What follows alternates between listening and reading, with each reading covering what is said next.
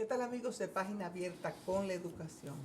Señores, vamos a hablar de ese resurgir en el pueblo dominicano del deseo de protestar, del deseo de hacerse presente en las calles, en los medios sociales, en las conversaciones familiares, señalando que en este país hay que ponerle un paro a la impunidad y además demandar al Estado dominicano a través de todas sus instancias, judiciales, policiales, en fin, poder ejecutivo, que por favor nosotros no podemos soportar más este clima de impunidad que está haciendo que todos los sectores de la sociedad se malin. Y por eso pues me siento muy complacida de conversar con Narciso Isacón, un emblema de la protesta de siempre. Creo que si hay algo que hay que reconocerle, sobre todo su perseverancia y su lucha denodada porque en este país tengamos una mejor sociedad, de acuerdo a los planteamientos que él entiende y que yo comparto. Bueno, saludar a todos los teleaudientes, ¿no? En este nuevo año, que yo pienso que puede ser un año de más esperanza. El 2017 fue un año estelar desde el punto de vista de la expresión de la indignación, su conversión en formidables movilizaciones. Se realizaron 27 marchas en todo el país. Narciso, en mi experiencia yo solamente puedo comparar este movimiento a lo que pasó en mi niñez, a la caída de los Trujillo. Sí. A la caída de los Trujillo la gente sintió que su deseo de libertad, su deseo de expresarse, iba a mítines en San Francisco, se movilizaba de un sitio a otro y todos los sectores sociales se integraron. Claro. Yo pienso que algo semejante es lo que ha pasado ahora. Porque fue además en todo el territorio nacional. El preámbulo de abril del 65, que también podía ser objeto de comparación, no tuvo la dimensión territorial que han tenido las movilizaciones de Marcha Verde. Lo nuevo es lo siguiente. A pesar de esas expresiones multitudinarias que podrían compararse con una especie de plebiscito, en tanto demanda de fin de la impunidad para acabar con la corrupción. Porque si se mantiene la impunidad, se reproduce la corrupción. Claro. Y si no, para acabarlo totalmente, para mantenerla en jaque, ¿no? Y reducida. Encontró, como era de esperarse para algunos, pero no lo percibía una gran parte de la sociedad, una barrera infranqueable en las instituciones establecidas, en el gobierno, en el presidente de la República, en el sistema judicial, ministerios públicos y tribunales, en el Congreso Nacional, y develó, yo creo, creando una mayor conciencia, de mayor dimensión, develó el carácter corrupto y corruptor del sistema institucional en la República Dominicana y de su mecanismo de reproducción a nivel electoral, a nivel del sistema de partidos. Ciertamente la acumulación de corrupción en las administraciones del PLD rompen récord, pero estamos también frente a un sistema de partidos que exhibe las mismas lacras. Eso no quiere decir que no haya excepciones, que no haya gente, y no se puede culpar ni siquiera a las bases. Por el contrario, yo creo que las bases en una parte de esos partidos, incluyendo del partido oficial, se han volcado hacia Marcha Verde. Y Marcha Verde le ha robado, si utilizamos el lenguaje el poder de convocatoria, en un acto justiciero. Es decir, el poder de convocatoria está en manos de Marcha Verde. Yo siempre digo que, fíjense que durante todo un año, ningún partido político pudo hacer una movilización que se le acercara a las movilizaciones de Marcha Verde. Todas multitudinarias en su dimensión. Claro, local. En agua, en fin, Azua, la región sur, en fin, cada uno tiene tuvo su característica. el proceso de bloqueo, obstrucción de la acción de justicia y de la propuesta de reforma dio lugar a una profundización y ampliación de las demandas de Marcha Verde.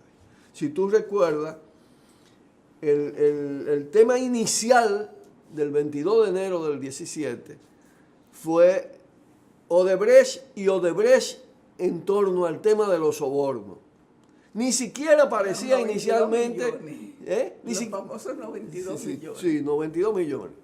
Sin develar todo lo de Punta Catalina todavía, sin que las sobrevaluaciones que, organismos internacionales hablan de 1.200 millones, pero podría ser mucho más, podría acercarse a los 2.000 millones. O sea, que hay organismos internacionales que evalúan la sobrevaluación en República Dominicana de las obras asignadas a Odebrecht en 1.200 millones. Porque el propio presidente encausado, penalizado, aunque ya en prisión domiciliaria, Marcelo Odebrecht, confesó en los interrogatorios que Odebrecht promedio lograba con los sobornos y con sus relaciones políticas, tráfico de influencia, lograba una sobrevaluación de obra equivalente al 23% promedio. Hay unas mucho más, otras mucho menos. El caso de Punta Catalina, donde se cruzan el soborno electoral, lo que le llaman financiamiento electoral, con el soborno a funcionarios, está estimado en una sobrevaluación que se acerca o sobrepasa los 1.000 millones de dólares. Esa es la récord. Pero al compás de esa pelea que devela todo el tema de Odebrecht, incluyendo el hecho de que en República Dominicana se estableció la oficina de soborno para todo el continente y el mundo, al lado del presidente de la República, en esa dinámica se fue develando las diferentes mafias que usurpan el Estado Dominicano. El estallido de ella en OISOE, en el CEA, en el caso de los Tres Brazos y Corde, con una participación del propio canciller, del propio ministro de Relaciones Exteriores, protegido por el gobierno. Se refrescaron los casos de la Sunlan, el caso de los supertucanos, y innumerables casos, podemos decir, de gran envergadura. Y yo diría que un 90% de ellos cocinado directamente en el Palacio Nacional.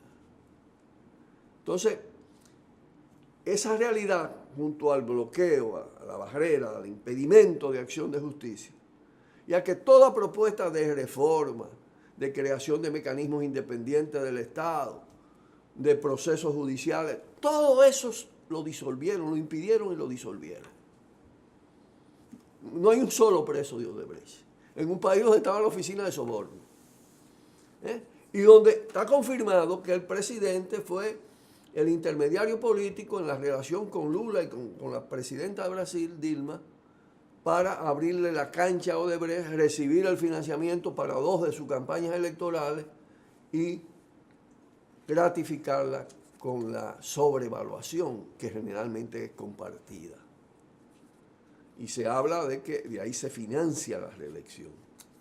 Entonces estamos frente a un grado de ilegitimidad, no solo... A lo que se suma, Narciso, escúchame que te interrumpa, pues el hecho de que es precisamente alguien ligado a esta institución el que desde República Dominicana dirige la campaña, y hablo de Yao Santana, claro, que está preso junto con su esposa. Su esposa e hijo en República Dominicana con oficina, y que el propio presidente, debemos admitir, que reconoció en un discurso que debía... Que era su asesor. Que era su asesor y que tenía que ser agradecido y expresar su gratitud a esta campaña publicitaria por más horriblemente cuando cara. él recibe el título de presidente de las elecciones del 2012, él, en las palabras ante la Junta Central Electoral, le hace un agradecimiento expreso a Joao Santana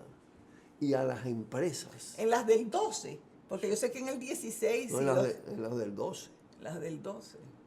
En las del 12.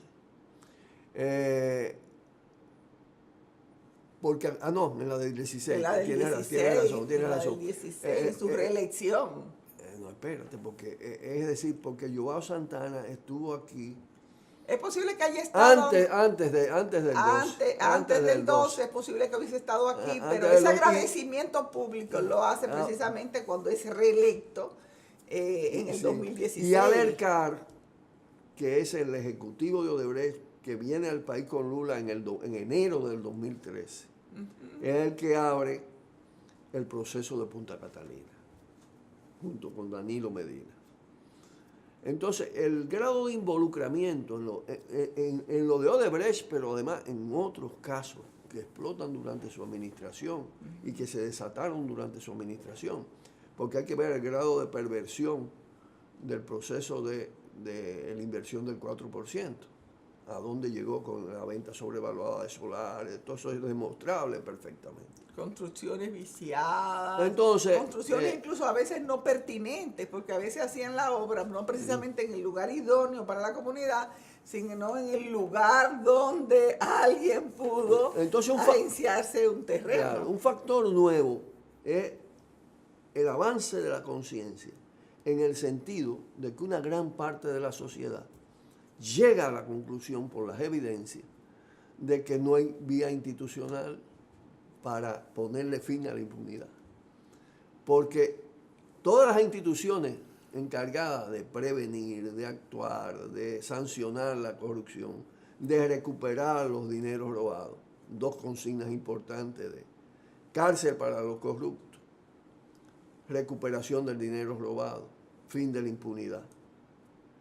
Todas las instituciones encargadas de esto y los mecanismos están corrompidos y tienen una especie de complicidad solidaria para hacer del Estado dominicano un Estado delincuente que a su vez ha creado un blindaje para impedir que la acción de justicia abra brechas, ni siquiera una brechita. Una brechita, que eso es lo que yo decía, y escúchame que te interrumpa. O sea, yo debo admitir que cuando los máximos representantes o las personas indicadas en alguna oportunidad, como los vinculados a este caso, pues se fueron transportados a la cárcel de Najayo, yo pienso que yo y me imagino que el 80% de la ciudad dominicana sintió un cierto alivio, sintió un cierto, bueno, realmente estamos se ha iniciado un proceso. Algo que es un pellizquito. Exacto, hay un pellizquito, se va a hacer. Sin embargo, de la misma manera que ese aliento pues insufló un cierto orgullo y un cierto ánimo, yo debo de admitir que para mí fue un balde de agua fría cuando yo vi como poco a poco fueron saliendo absolutamente todos los involucrados. ¿Y tú sabes por qué es eso? Todos, absolutamente todos. ¿Tú sabes por qué eso? Porque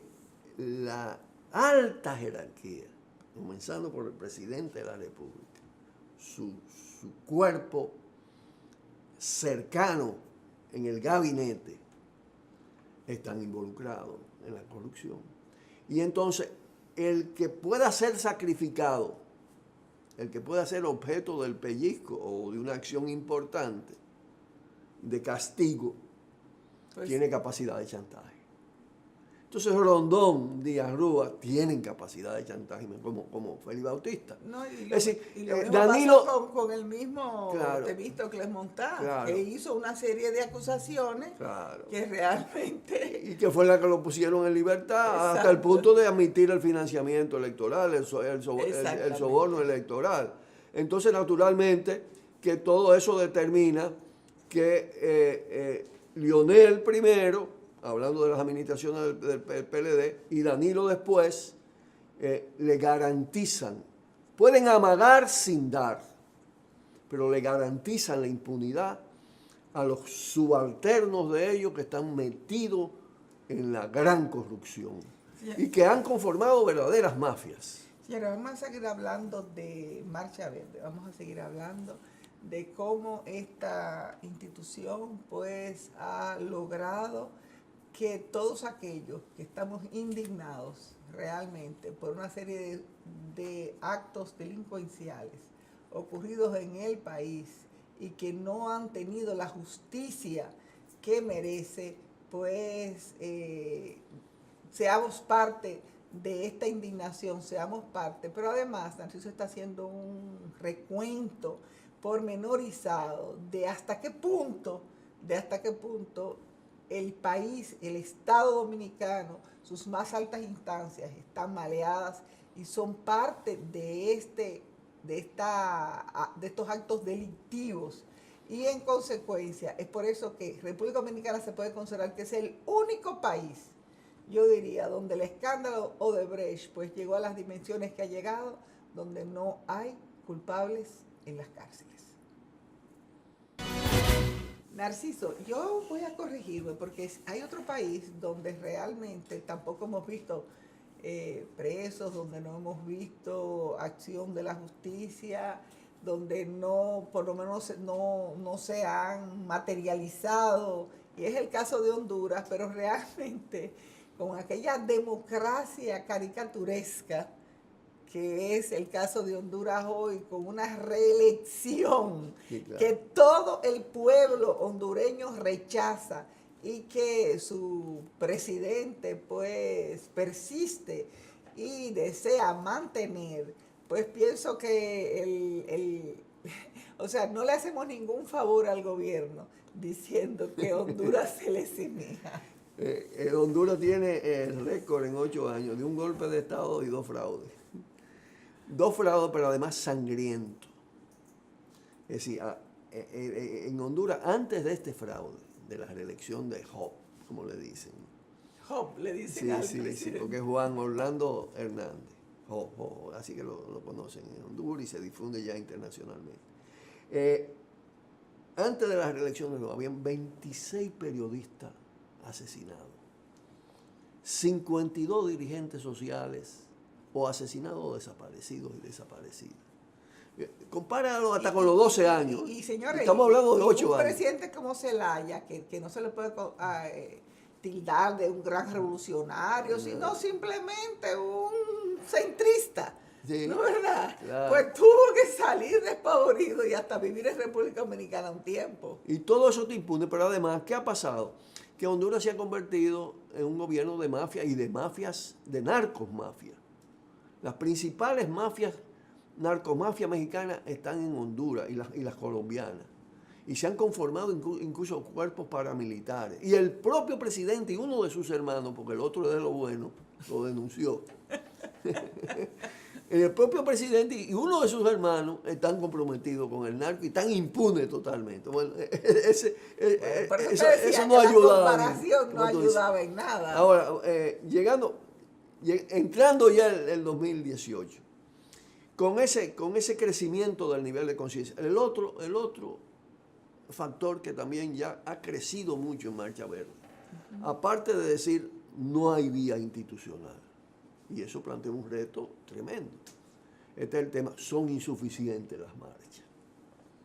Han sido formidables pero insuficientes. Eso también sorprende, porque yo creo, Narciso, escúchame que te interrumpa, que en cualquier país donde el pueblo se haya empoderado, donde el pueblo haya hecho demostraciones de adhesión a este movimiento y de rechazo a la impunidad, como yo creo que el Estado ha reaccionado, las instancias, o sea, como una manera hasta de ser ligeramente conciliador. Diana, es que los estados en esos países que tú haces referencia, sin mencionarlo en particular, pero que tienen esa característica, sí, el sistema institucional no es absolutamente dictatorial. Tiene brechas, tiene contradicciones entre los poderes del Estado. Poder judicial, unas veces controlado por determinada fuerza. Los jueces, las juezas, aquí no. Aquí es un contubernio total. Aquí el Estado está dirigido por el gobierno central, por el presidente de la República, conformando una dictadura constitucional que a la vez se ha tornado en una dictadura mafiosa. Porque lo que explotó en ONSA, lo que explotó en OISOE, en el CEA, en todas partes, es mafia, vinculada a mafias internacionales, porque aquí se habla de Odebrecht, porque por ahí explotó el tema.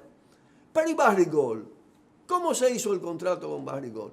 Y no ha quedado en gran medida intacto fuera de los ingresos, de que logró el Estado mayores ingresos por la explotación de la mina. Pero el cuadro de deterioro ambiental es dramático, es trágico. En Cotuí, en las zonas aledañas, la gente, la fauna, toda la vegetación está siendo envenenada. Ahí no hay posibilidad de vida y con un riesgo terrible de contaminación, de contaminación a partir de las presas de cola. En fin, es un cuadro dramático. Pero ese carácter dictatorial creo que es el que determina que se llegue a la conclusión de que, primero, las marchas son insuficientes, hay que pasar a niveles mucho más potentes y contundentes de movilización, paralización, desobediencia civil. Eso es lo que está pintado a la entrada del año. Y fíjate que además, antes de concluir el año, yo creo que certeramente Marcha Verde apuntó al centro del poder, que es el que articula la dictadura, a la presidencia de la República, a Danilo Medina. Yo creo que es un acto de valentía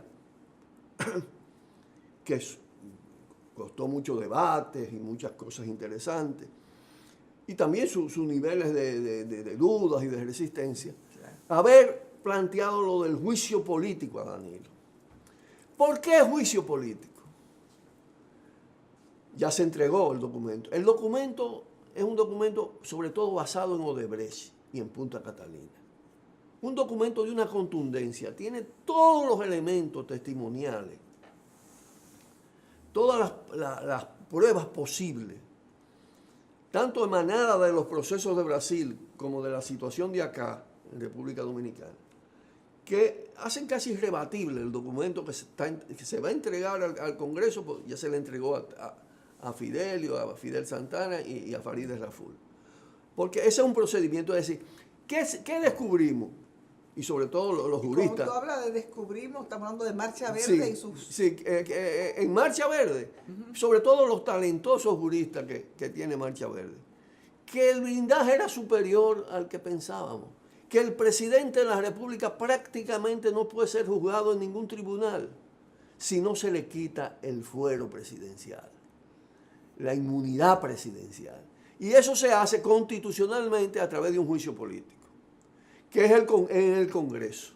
Ese poder del Estado tiene que quitarle pero ¿cómo esa inmunidad ahora. Yo me parece muy maravilloso el planteamiento, pero cuando tú no, vas a un Congreso... No, te lo voy a explicar, por qué.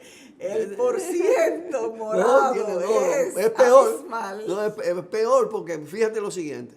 No hay, es decir, el procedimiento es el siguiente. Un diputado puede proponer el juicio político, fundamentado.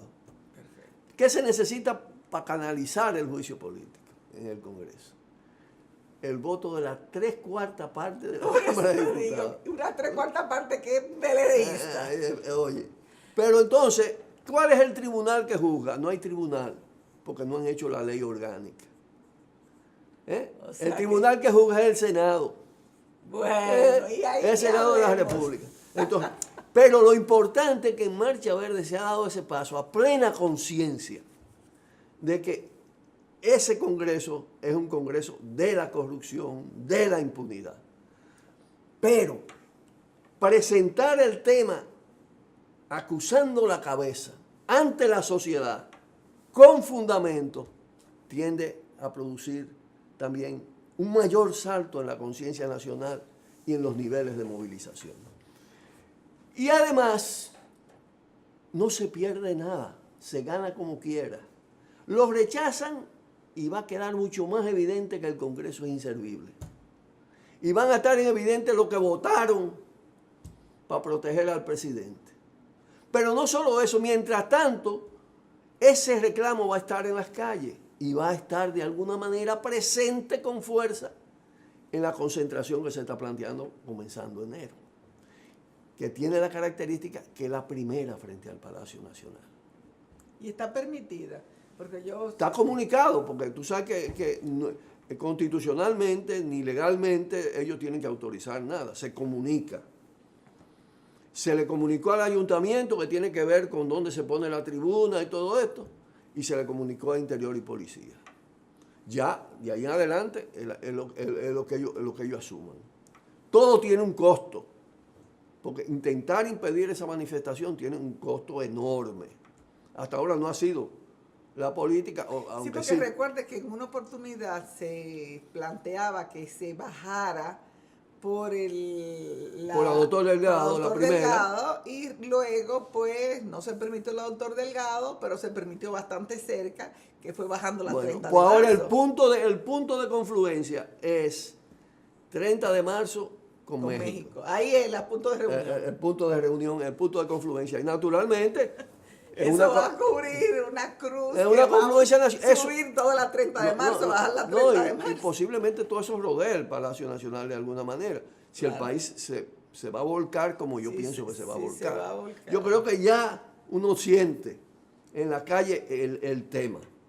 Entonces, Marcha Verde se está preparando para el contenido político de esa manifestación, ¿no? Todavía ese proceso no ha concluido, pero hay un encuentro de la Coordinación Nacional, que las delegaciones de todas las asambleas municipales para el próximo domingo, y ahí se van a tomar decisiones muy importantes y trascendentes en relación con la forma de operar, con todas las previsiones que hay que tomar. Naturalmente, ¿qué se está diciendo? Con toda la autoridad ganada, que Marcha Verde va a una manifestación ordenada, disciplinada, con garantía. ¿Cómo ha sido hasta ahora? Claro, hasta ahora para mí para ha sido niños, una prueba de que para nosotros niños, mujeres, no somos ancianos, tan salvajes ancianos. como la gente argumenta. Claro. O sea, aquí no incluso ha habido un apedreamiento. Con una capacidad de limpieza que ni el ayuntamiento tiene. Porque por donde pasa Marcha Verde queda totalmente limpio todo. Ahora, ¿cuál es el tema? Marcha Verde ha pasado de ser, en su origen fue como una confluencia de movimientos sociales, ciudadanía, sin aparentemente el tono político. Porque, de entrada se declaró apartidista. Lo que me pareció muy bien, porque normalmente la gente inmediatamente te vincula a un partido, pues ya yo no soy de ese partido, ya me siento un poco marginado. Pero de esta manera, usted, no importa de qué partido usted sea, hasta PLDista que usted sea, usted se puede integrar. Además, esa es la realidad. Ahí hay ciudadanos y ciudadanas de todas las edades independientes que no están en partido político. Ahí hay cantidad de movimientos sociales, de organizaciones no gubernamentales, de corrientes de pensamiento y de corrientes políticas que confluyen, no como tales, no como estructura de partido, y otra pero cosa, sí que si como bien militancia. Es cierto que fueron algunas personas las que comenzaron a hablar de esto y hablaron de una marcha verde, realmente esas no son la gente que tienen protagonismo tienen todos. Todo. O sea que tú puedes hablar jóvenes ligados. Todo el mundo que se siente parte tiene protagonismo. Y en cada sitio, todas las manifestaciones han tenido la señal, el signo de la gente de ahí. La gente local. De la gente de ahí. Es una nueva forma de hacer política, ¿no? Pero yendo a la esencia del tema, hoy Marcha Verde es un gran movimiento de una diversidad enorme, política y social. Es decir, la punchan de decir, pues tienen que ser, van a ser partido político. ¿Y cómo? No. Marcha Verde y nosotros somos un movimiento apartidista. Ahora, está en transición, o está en debate, y debe ser así, hasta tanto maduren las cosas. Con todo esto de que el fin de la impunidad prácticamente es imposible sin que colapsen estas instituciones y se superen, está el tema de la característica que debe adquirir Marcha Verde. Yo soy de los que creo, y hay muchos que piensan así, ¿no?, que ciertamente no debe ser un partido político, porque eso solamente dentro del sistema. Escúchame, tú me lo vas a decir precisamente en el próximo segmento. ¿Por qué Marcha Verde no debe ser un partido político? y cuál es ese futuro que él ve en Marcha Verde. Eso lo veremos en el tercer y último segmento de Página Abierta con la Educación, hablando con un invitado que no tengo que presentarlo porque todo el país lo conoce, pero que por deferencia quizás algún niño o alguien no dominicano que esté viendo este programa, voy a decir su nombre: Narciso Isa Conde. Tú sabes, Diana, que yo me hizo recordar lo de Narciso Isa Conde.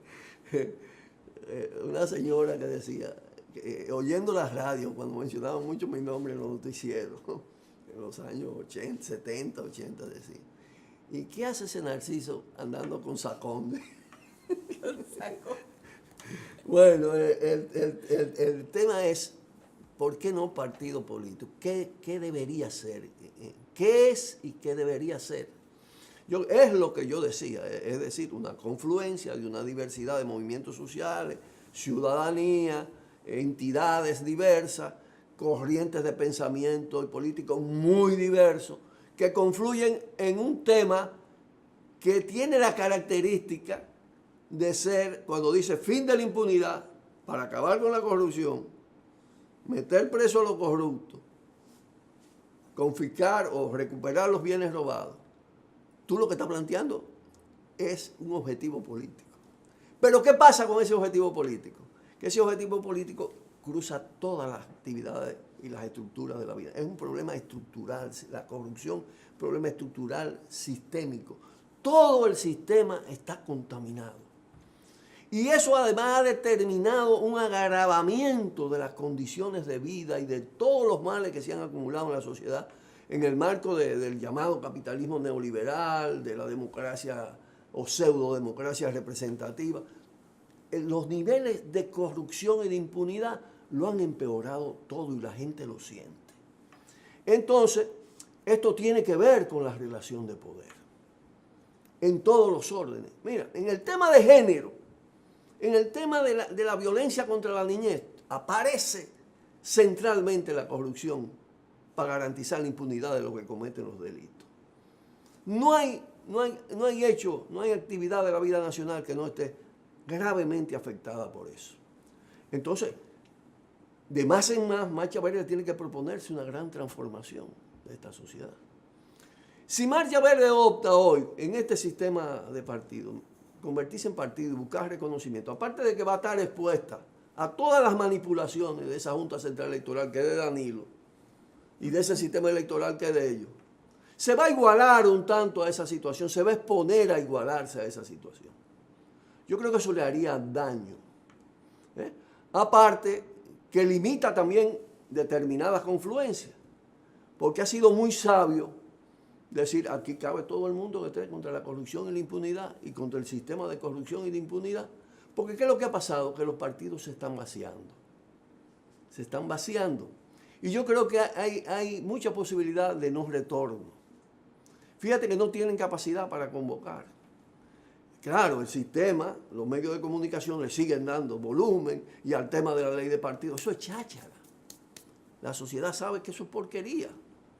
Entonces, el tema es el siguiente. Como como las elecciones están bajo control del sistema mafioso, y fíjate que la propia Junta Central Electoral tuvo una mafia, y la tiene. Tuvo una mafia, la mafia esa la que se explotó a Roberto Rosario y a todos los equipos. Y tiene una mafia impune, y tiene una mafia impune con los nuevos incumbentes en cierta medida protegiendo eso. Y naturalmente, supuestamente que hay que pagar, señores, la diferencia de dinero que no se le ha pagado. Entonces, que no puede ser confiable esa Junta para meterse en un proceso electoral, con candidatura, exponerse a todo eso. Eso es lo que hace vernos en el espejo de Honduras, donde hasta lograron, porque es una oposición más convocante, más firme. De todas maneras, Zelaya no son los políticos de opositores de aquí. Cuando tú ves toda esa mezcla de balaguerismo, escoria política, todos esos corruptos, ¿no? En un frente opositor. No. En Honduras logró calificarse una oposición electoral. Y consciente de que venía el fraude, sobrepasaron el fraude. Pero mira lo que ha pasado. Es decir, bloquearon las posibilidades de cambio. Entonces, la salida en casos como este, de dictaduras institucionales, mafiosas, es que las mafias se aferran al poder. Y todo el tema de la potenciación de la reelección, que no es solo del presidente, sino de todo. Fíjate cómo la reelección, la repostulación de Danilo se hizo sobre la base de la reelección de todos los funcionarios electos. La ilegitimidad, porque está comprobado todo el fraude y toda la contaminación por corrupción del proceso electoral anterior. La ilegitimidad es de todo. No se salva Congreso, no se salvan alcaldías. Ese es un proceso ilegítimo, producto de la corrupción y de la impunidad. Entonces hay que pensar, yo lo he dicho aquí varias veces, en seguir potenciando lo que en muchas partes se ha llamado, yo insisto aquí en ese término, democracia de calle. La salida extrainstitucional, fuera de las instituciones. ¿Cómo hacer un proceso democrático participativo que ponga en jaque a las instituciones y al propio presidente? Hasta hacerlo, hasta obligar a su salida del poder. Y yo creo que hay que meter el brazo en una posición particular. Eso todavía no es una conclusión colectiva de Marcha Verde, pero sí, no son pocos los que pensamos, y pocas los que pensamos de esa manera. Es que hay que lograr que una acción más plebiscitaria todavía, con niveles de paralización, de desobediencia civil, sí, provoque lo que se provocó, por ejemplo, en Bolivia, o en Ecuador, o en Argentina, en el marco a veces de una semana, de un mes, que es el colapso de las instituciones. Es decir, usted no puede gobernar ya. Hay que decir, ustedes no pueden gobernar. Sí, porque eso también me ha sorprendido, Narciso, que incluso hasta aún en la década del 60, cuando todavía en este país no teníamos pues democracia ni nada, se produjeron pues paralizaciones, se produjeron huelgas, claro, que paralizaron el país y esas huelgas incluso se repitieron en la década del 80, precisamente en el 84. La huelga del 61 sí, hicieron a Balaguer desistir de continuar en la presidencia y brincar la verja de la anunciatura, ¿te acuerdas? Exacto. Y inmediatamente después vino otra huelga general que modificó el Consejo de Estado. Entonces, si el pueblo adquiere la conciencia, aquí viene el tema central, porque tú no puedes plantear solo la negación de lo que existe, tú tienes que plantear un norte. ¿Qué vamos a crear? Y yo digo, como se fundó la República, como se han creado los grandes momentos democráticos del país a través de procesos diversos constituyentes. Proceso constituyente. El pueblo que adquiere conciencia de su poder y de su soberanía, a partir de todo lo que está pasando, y esa es la tendencia, es un pueblo que se puede constituir en poder constituyente. ¿El poder constituyente para qué? Para lograr desplazar las instituciones y el gobierno actual fuera de esas elecciones viciadas. Y antes de esas elecciones viciadas, preferiblemente, para hacer una recreación institucional. ¿Cómo se hacen las recreaciones institucionales o refundaciones? A través de los procesos constituyentes, que incluyen poder constituyente, ruptura, transición. Es una transición que tiene una cierta provisionalidad, asamblea constituyente democrática, participativa, para rediseñar la constitución de la República, las instituciones, el proyecto de país, el proyecto de nación, su relación con el mundo. ¿Y de dónde surgen los contenidos de todo esto? De las luchas, de los programas de los diferentes sectores. Aquí hay toda una visión sobre el tema de medio ambiente y minería, y sobre el tema de género, y sobre el tema de salud, y sobre el tema de educación. Aquí hay mucha gente que puede aportar a hacer una constitución diferente, que dé lugar a una institucionalidad diferente. Para eso se necesita que, de hecho, Marcha Verde sea un factor de construcción de ese poder constituyente, logre convertirse en un movimiento transformador alternativo, que no es un solo partido ni una alianza de partidos, es mucho más que eso y es una cosa nueva y diferente, que tendería a crear una situación muy distinta en la República Dominicana. Yo creo que esa oportunidad existe. no es plenamente segura, porque están muchos factores en juego. Claro.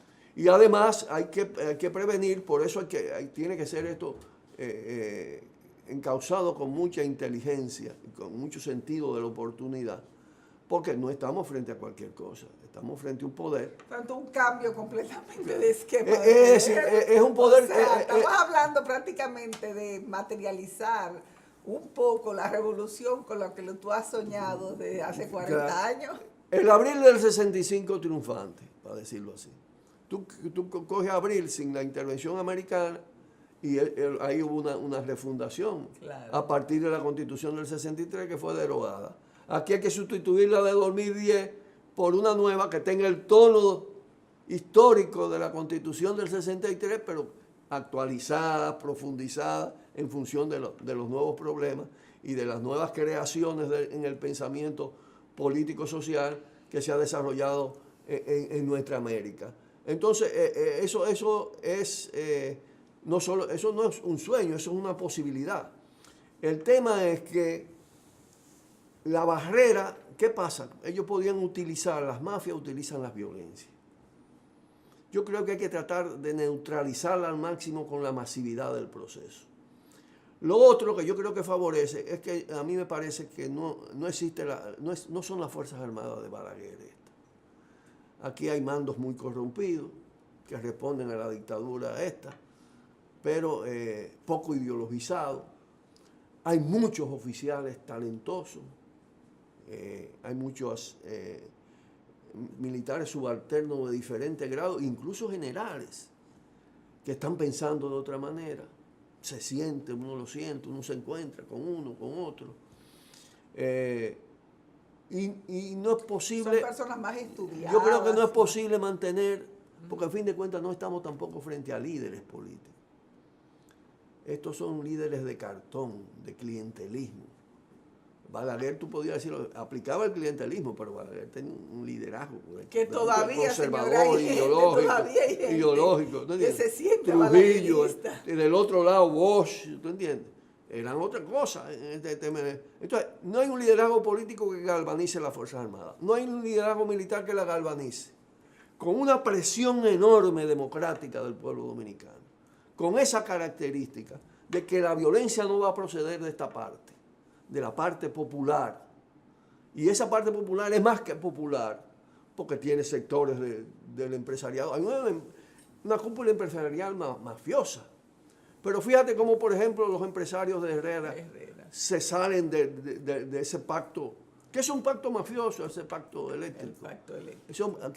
Y además, si tú agregas que ahora se van a sumar los problemas de carácter económico social en mayor escala, porque aquí el endeudamiento externo, 54% del PBI, está tocando límite y significando una carga enorme, el 40% del presupuesto nacional. El déficit fiscal supera los 100.000 millones. Como herencia para el 2018, con tendencia de devaluación del peso, con tendencia a inflación, aquí se están dando las condiciones para un cambio que yo creo que no tiene por qué tú meter ese proceso dentro del incierto y putrefacto proceso electoral de 2020 cuando faltan más de 2 años para eso. Narciso, de todas maneras, como estamos ya terminando, quiero que tú hagas tu convocatoria para que la gente asista masivamente. Ya circula el volantito, concentración por el fin de la impunidad, domingo 28, 2018, 10 de la mañana, Avenida México con 30 de marzo, frente al Palacio Nacional. ¿Qué decir? Que de todos los rincones del país hay que prepararse, procurando la autosuficiencia, el autofinanciamiento, como lo ha hecho siempre Marcha Verde. Desde Dajabón, Pedernales, Higüey, Punta Cana, es decir, todo el escenario nacional tiene que ponerse en función de esa mujer. Esa movilización no puede. Tiene que impresionar. No puede dejar de impresionar en la dimensión de las demás. Yo debo decir que la del 22 de enero quizás es una de las actividades que a mí más me ha impactado. Pensaba que iba a ser numerosa, pero aquello fue abrumador. Y luego Y luego la de la otra marcha de nacional. la que se dio en Santo Domingo, que fue hasta el Congreso. hasta el Congreso. Pero de todas maneras, señores, si ya usted está impactado por esas dos, tiene que ser más grande todavía. Claro, claro. Bueno, Narciso, con tu invitación a la cual yo me sumo y garantizo que voy a estar, porque yo sí creo que hay que demandarle al gobierno fin a la impunidad y tener un país que todos... Y especialmente, mira, tú sabes que orgullosos. Marcha Verde tiene un apoyo de más de un 80% en la juventud. Es un fenómeno. Qué bueno, porque si bien yo algo que resentía era la juventud tan indiferente y tan poco ligada al Estado y a los problemas del Estado que teníamos pues en las últimas décadas. Gracias, Narciso. Y el factor mujer, tú lo vas a ver en Marcha Verde con fuerza. Bien. Pues Bueno. será hasta una próxima entrega de Página Abierta con la educación, hoy con la Marcha Verde.